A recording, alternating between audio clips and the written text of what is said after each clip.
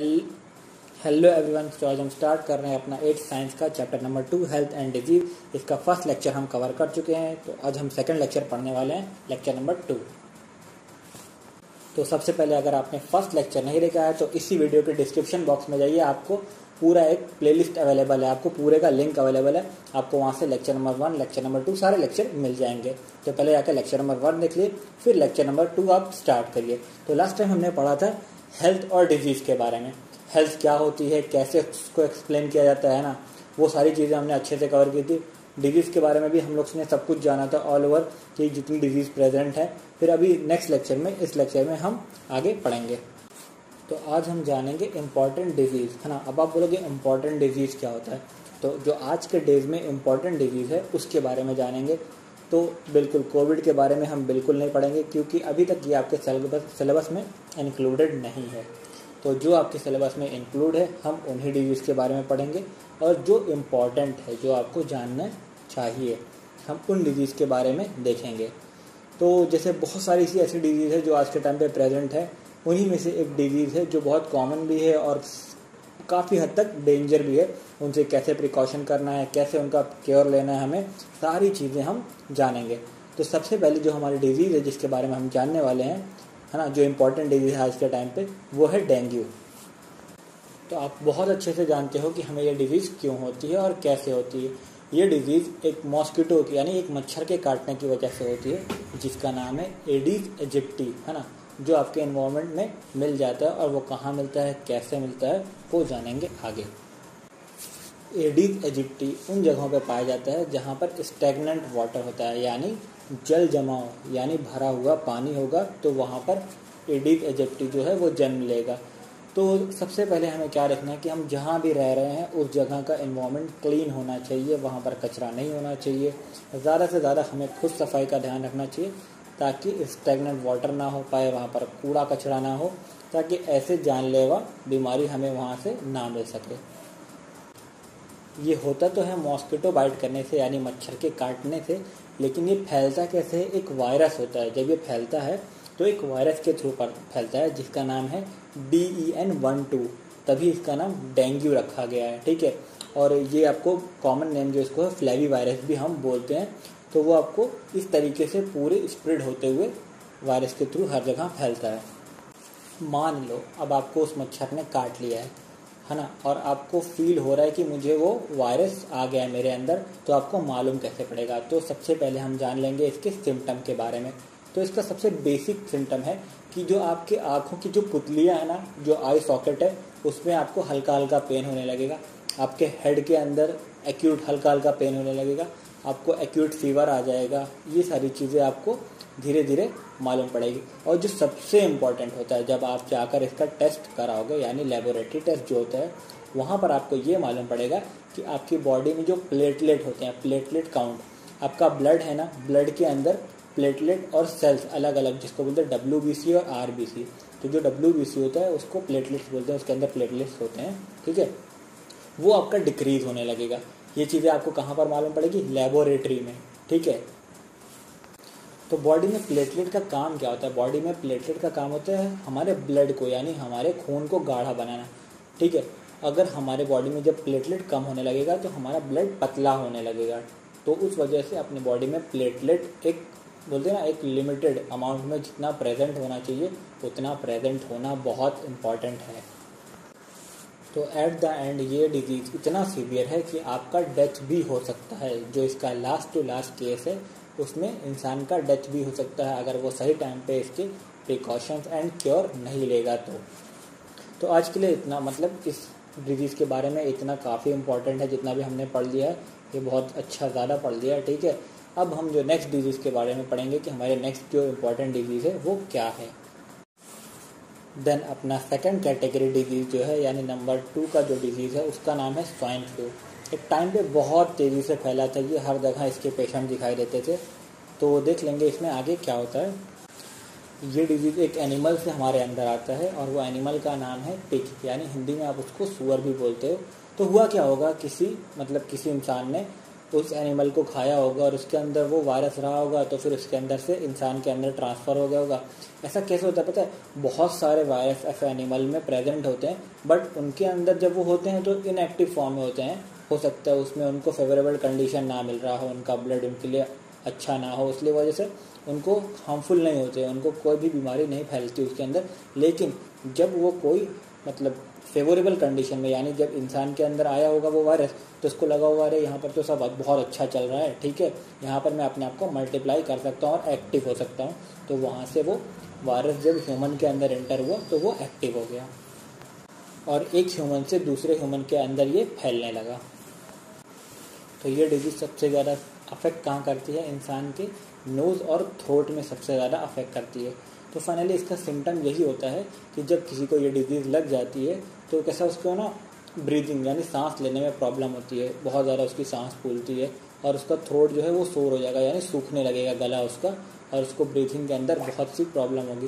तो जब भी किसी को, अगर आपको या किसी को भी ऐसा फील हो रहा है, तो सबसे पहले क्लिनिकल लेबोरेटरी जाकर वहाँ पर अपना टेस्ट कराएं वहाँ पे, ताकि आपको मालूम पड़े कि आपको वो डिजीज़ है या नहीं, और उससे जो भी उसका प्रिकॉशन और केयर है वो लेते रहें। तो बहुत सारे लोग क्या होता है अलग अलग टाइप का मीट खाते हैं, बट अगर वो खाते भी हैं तो उनको एक चीज़ का ध्यान रखना चाहिए कि जब भी वो मीट खा रहे हों तो उसको अच्छी तरीके से क्लीन करके खाएं, है ना, और वेल तरीके से यानी अच्छे तरीके से उसको कुक किया हुआ हो, है ना, क्योंकि सबसे अच्छा अगर किसी वायरस या बैक्टीरिया से आपको बचना है तो उस चीज़ को अब जितना अच्छे से कुक्ड रहेगा ना, जितना अच्छे से वो पका हुआ रहेगा, आप उसको खाओगे तो आपको वो डिजीज़ नहीं होगा। और कच्चा खाओगे तो आपके अंदर वो अलाइव वायरस पहुंचेगा यानी जिंदा, और आपकी बॉडी को अफेक्ट कर देगा पूरी तरीके से। इसके वायरस का नेम है H1N1 वायरस। ये डिजीज़ सबसे पहले मैक्सिको में पाया गया था एक इंसान के अंदर, और फिर बहुत स्पीड में यानी बहुत एक्सट्रीम तरीके से ये पूरी तरीके से फैलने लगा। लाइक कोविड जितना तेज़ी से तो नहीं, लेकिन बहुत तेज़ी से ये उस टाइम पर जब ये डिजीज़ आया था तो फैला था। तो आपको चमका ये बीमारी किस वजह से होती है और हमें उसका कैसे क्योर लेना चाहिए, तो अगर आपको समझ गया तो फिर आगे बढ़ते हैं नेक्स्ट डिजीज़ की तरफ। हमारा थर्ड कैटेगरी का डिजीज़ है एड्स, ठीक है। तो एड्स का सबसे पहले हम फुल फॉर्म जान लेंगे। एड्स का फुल फॉर्म है एक्वायर्ड इम्यूनो डिफिशियेंसी सिंड्रोम। क्या होता है, बहुत बार आपको बहुत सारे कॉम्पिटिटिव एग्जाम में, क्योंकि अब आपके हो सकता है एग्ज़ाम भी मल्टीपल चॉइस हो, तो आपको सबसे ज़्यादा उम्मीद है कि इन सारे क्वेश्चनों पर ज़्यादा ध्यान देना चाहिए। तो बेसिकली ये डिजीज़ हमें हार्म कैसे पहुंचाती है? ये डिजीज़ क्या होती है, हमारे इम्यून सिस्टम को, जो हमारी इम्यूनिटी होती है उसको पूरी तरीके से वीक बना देती है। यानी जो एड्स का जो वायरस है वो इम्यून सिस्टम को ही पूरी तरीके से खाने लगता है। जो हमारे वाइट ब्लड सेल हैं वो हमारे इम्यूनिटी का काम करते हैं, हमारी इम्यून सिस्टम का, वो धीरे धीरे ये वायरस जाकर उनको खा के ख़त्म करता है, जिसकी वजह से हमारी इम्यूनिटी पूरी तरीके से वीक हो जाती है। और इम्यूनिटी वीक होने के बाद क्या होता है, हमें कोई भी नॉर्मल डिजीज़, चाहे वो कफ हो, कोल्ड हो, फीवर हो, वो आसानी से हमें लग जाती है, जिसकी वजह से हमारी डेथ भी हो सकती है, हमारी बॉडी भी वीक होने लगती है। इफ अगर आप नहीं जानते कि इम्यूनिटी क्या होता है, तो हमारी बॉडी के अंदर एक इम्यून सिस्टम होता है जिसका काम होता है जो हमारे अंदर जो बीमारियां आने वाली बाहर से, अगर वो हमारे अंदर आ गई हैं तो वो इम्यून सिस्टम उनसे लड़ता है और उनको लड़कर हरा देता है ताकि वो बीमारी हमें हो ना पाए। तो ये क्या करते हैं, उस इम्यून सिस्टम को ही ख़त्म करने का काम करते हैं। तो इसका जो वायरस नेम है उसको हम HIV बोलते हैं, ह्यूमन इम्यूनो वायरस। इतना समझा आपको, आगे बढ़े। अब HIV के सिम्टम के बारे में हम बात कर लेते हैं। सबसे पहला सिम्टम होता है कि जो भी इंसान है अगर उसको ये डिजीज़ है तो उसका वेट जो है बहुत तेज़ी से कम होने लगेगा। सपोज़ उसका वेट अगर 60 kg है तो कुछ ही दिनों में उसका वेट 40 kg तक भी आ सकता है। और जो उसकी आईज़ हैं वो धीरे धीरे अंदर जाने लगेंगी, ऐसे गहरी होने लगेगी, और आंखों के नीचे बहुत डार्क सर्कल टाइप आने लगेंगे, और आंखों के आईलिड में पेन भी होने लगेगा। आंखों की रोशनी कम होने लगी और धीरे धीरे वो फील करेगा कि उसको ब्लाइंडनेस, यानी उसकी आंखों की पूरी तरीके से रोशनी जा रही है, और एट द एंड उसको ब्लाइंडनेस भी हो जाता है। तो इस किसी को भी अगर ऐसा सिम्टम फील होता है तो उसको जाना चाहिए और अपना टेस्ट कराना चाहिए HIV का, कि वो पॉजिटिव है या नेगेटिव, क्योंकि अगर अर्ली डेज में इसका मतलब ट्रीटमेंट ले लिया जाए तो इंसान बच सकता है, और थोड़ा भी लेट होता है तो फिर इसका जो ट्रीटमेंट होता है उसका जैसे कोई भी इसका कोई वैक्सीन नहीं है कि जिससे आप बच जाओ, एट द एंड आपकी डेथ हो जाएगी। मतलब जिस किसी को भी ये डिजीज़ है उसकी डेथ हो सकती है।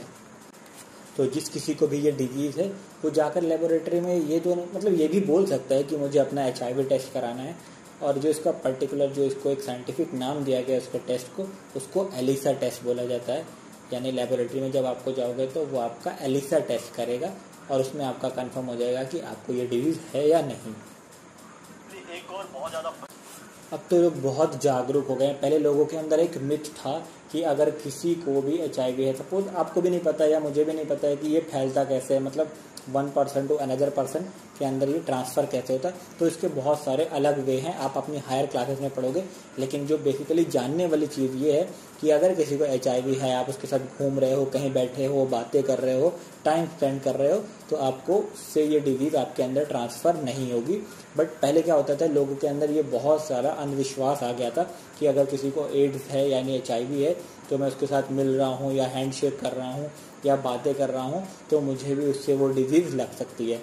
और सबसे पहले ये डिजीज़ हमारे इंडिया में मतलब जो डिस्कवर्ड होते मतलब जाना गया था वो एक मंकी के अंदर जाना गया था, और फिर उसके बाद वो आगे फैलता गया, एक के अंदर एक मतलब आगे से आगे फैलता गया। बट मंकीज़ के अलावा ह्यूमंस में ये जो फैलने का जो सबसे ज़्यादा रेशियो है वो अनसेफ सेक्सुअल कांटेक्ट की वजह से ह्यूमन के अंदर फैलती है। तो अब आप सोचोगे ये अनसेफ सेक्सुअल कांटेक्ट क्या होता है, तो अभी इतना आपके लिए बहुत ज़्यादा है जितना आपने जान लिया। आप हायर क्लासेस में इसके बारे में बहुत डीप में पढ़ने वाले हो, तो मैं आपको पढ़ाता रहूँगा। आप मिलना मुझे 9th-10th में, आपको अच्छे से मैं एक्सप्लेन करूँगा कि क्या होता है, कैसे होता है। अभी आपने जितना जान लिया उतना आपके लिए बहुत इम्पॉर्टेंट है। बस आगे हम देखते हैं अब आगे क्या है। तो उम्मीद करता हूँ आपको जितना अभी तक मैंने पढ़ाया वो अच्छे से समझ आ गया होगा। कुछ भी अगर नहीं समझ आता तो आपके पास कमेंट बॉक्स है, आप वहाँ पर जाके कमेंट करो। अगर मुझसे जो हो सकेगा मैं लिख कर रिटर्न में अगर आपको एक्सप्लेन कर सकता हूँ तो एक्सप्लेन करूँगा, या मुझे लगता है कि इसका एक शॉर्ट वीडियो आपको देना चाहिए। ये चीज़ अगर आपको ये पॉइंट नहीं समझा है, ये चीज़ नहीं एक्सप्लेन कर पाया हूँ मैं आपको, तो वो चीज़ मैं आपको एक्सप्लेन करूँगा। तो फिर हम अपने नेक्स्ट कैटेगरी ऑफ डिजीज़ के बारे में पढ़ते हैं। तो नेक्स्ट कैटेगरी ऑफ डिजीज़ है हमारा रेबीज़। ठीक, रेबीज़ क्या होता है कि एक एनिमल बाइट करने से वो हमारे अंदर आता है। मीन्स हमें डॉग ने या मतलब जो भी एनिमल जिसके अंदर रेबीज़ के वायरस होते हैं, अगर वो हमें बाइट कर लेता है, सबसे ज़्यादा जो होता है वो डॉग के बाइट करने से होता है। अगर वो हमें बाइट कर रहा है तो उसके थ्रू हमारे अंदर वो बॉडी में वायरस आ जाता है और ये बहुत हार्मफुल हो सकता है। लेकिन इंडिया में क्या होता है, कोई इसको इतना हार्मफुल मानता नहीं, सब इसको इग्नोर करते हैं, लेकिन ये बहुत हार्मफुल है। एट द एंड इसमें भी फेटल डिजीज़ है, यानी डेथ हो सकती है इंसान की।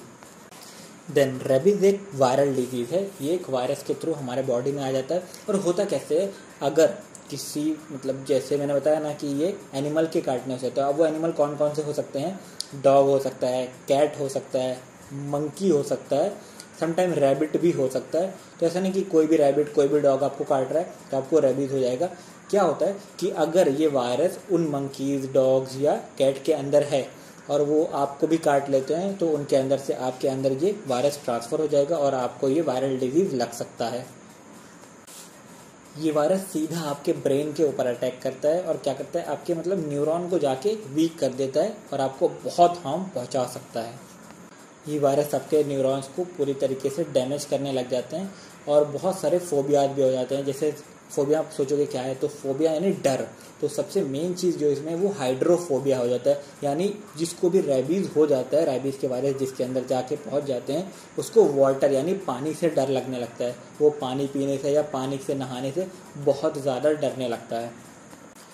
हाइड्रो का मीन्स होता है वाटर एंड फोबिया का मतलब होता है डर, यानी पानी से डर आपके अंदर आ जाएगा।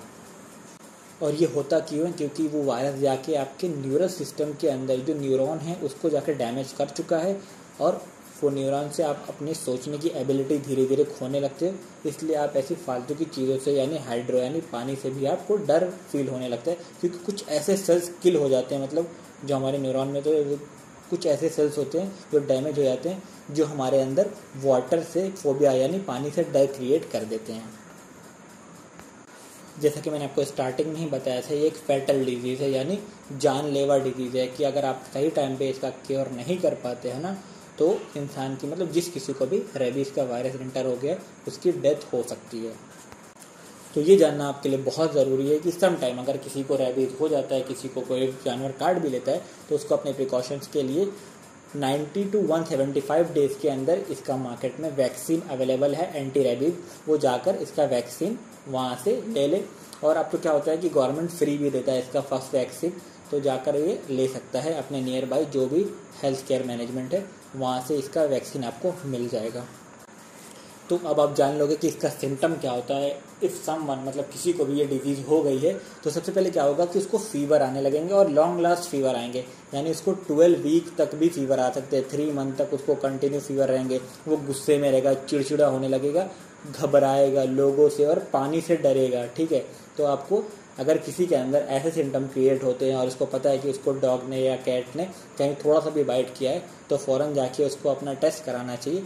और अगर उसको लगता है तो उसको फ़ौरन वैक्सीन ले लेना चाहिए। अर्ली डेज में अगर वो वैक्सीन ले लेता है तो वो अपनी डेथ कॉज होने से मतलब बीमार मतलब जान जाने से बचा सकता है खुद को, और अगर वो लेट करता है तो एट द एंड उसकी डेथ हो सकती है। तो आज के उसमें हमने इंपॉर्टेंट डिजीज़ में क्या क्या पढ़ा है, तो एक बार फिर से क्विक रिवाइज कर लेते हैं। सबसे पहले हमने डेंगू पढ़ा, फिर उसके बाद हमने स्वाइन फ्लू, देन हमने उसके बारे में एड्स के बारे में जाना, एंड लास्ट वन हमने रेबीज़ को कवर किया है। तो फिर मिलेंगे हम अपने नेक्स्ट चैप्टर में। अगर आपको अच्छा लगता है मेरा पढ़ाया हुआ या तो आप चाहते हो तो आप प्लीज़ चैनल को सब्सक्राइब करो और बेल आइकन को दबा दो, ताकि आगे आने वाले सारे चैप्टर आपको डे बाय डे मिल जाएं।